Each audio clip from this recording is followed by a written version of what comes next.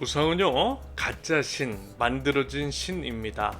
한마디로 말하면요, 자기 욕망의 투영이라고 할 수 있겠습니다. 자기 욕심을 채우기 위해서 만든 거짓 신이라는 거죠. 그래서 우상은요, 결국 그것을 숭배하는 자의 욕심대로 하게 되어 있습니다. 설령요, 처음에는 그렇지 않더라도 살살살 달래면 그렇게 돼요. 점괘가 안 나올 때 복채를 더 얹어주거나 돈을 주고 부적을 사면 원하는 대로 점괘가 바뀐다라고 하죠. 바로 그 때문입니다. 그러면서 이제 다 이해가 돼요. 우상이 뭘 좋아하고 우상이 뭘 어떻게 할 것인지 등등에 대해서 우리 사람들은 다 알고 있습니다. 그래서 그것들을 조정할 수가 있는 거예요. 그러면서요, 이런 식으로 온전한 이해가 가능하다라고 하는 점, 바로 이 부분에서 우상이라는 것이 가짜 신임을 우리는 확인할 수가 있는 거예요.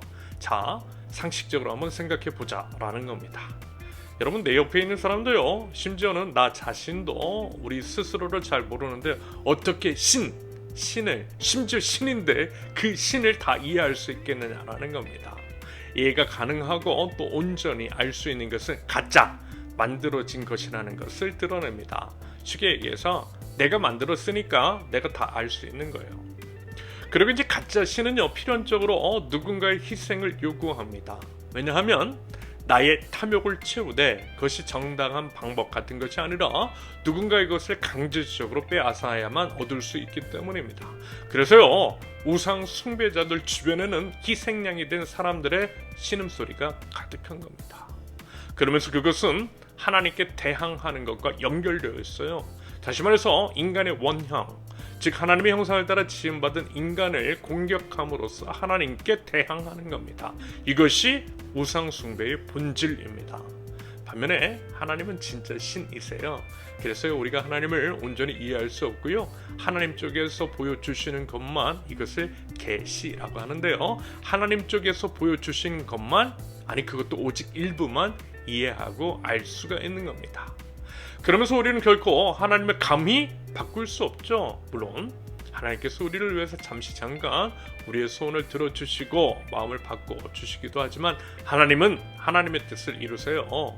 하나님의 뜻을 바꾸는 것이 아니라 우리가 하나님의 뜻에 맞추는 것, 하나님의 뜻에 우리를 변화시키는 것이 신앙의 본질입니다.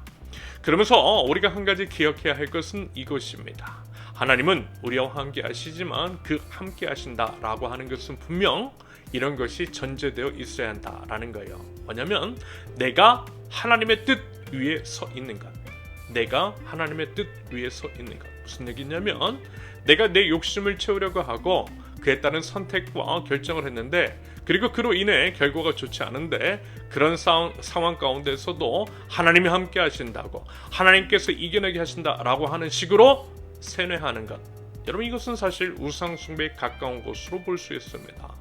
오히려요, 하나님의 뜻을 알기 위해 먼저 엎드리는 것, 설령 손해를 본다 할지라도 손절하고 다시금 하나님의 뜻 위에 다시 서는 것이 바른 신앙인의 태도인 겁니다.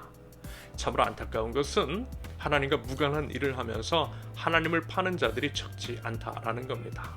여러분, 그래서요, 성경 제대로 아셔야 하는 거예요. 결국 하나님의 말씀입니다. 하나님의 말씀 위에 서는 거예요. 살아계시는 하나님은요, 고작 내 소원이나 들어주는 알라딘 램프의 요정 지니 같은 분이 아니시라는 겁니다. 부디어 우리 하나님을 하나님으로 모시되 설령 주님께서 우리 보고 십자가 위로 올라오라 하셔도, 사실 이제 예수님께서는 늘 그렇게 십자가로 초청하시는데요, 그 십자가에 기꺼이 올라갈 수 있는 믿음을 주시기를 기도할 수 있기를 바랍니다.